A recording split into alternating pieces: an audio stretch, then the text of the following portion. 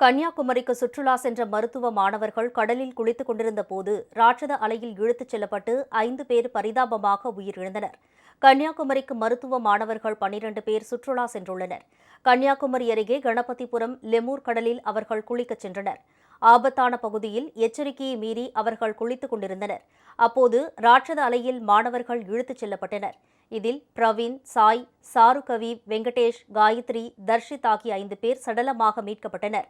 நேஷு, சர்வதீஷ் ஆகிய 2 மாணவர்கள் உயிருடன் மீட்கப்பட்டு மருத்துவமனையில் சிகிச்சைக்காக அனுமதிக்கப்பட்டுள்ளனர். இதுகுறித்து காவல்துறையினர் விசாரணை நடத்தி வருகின்றனர்.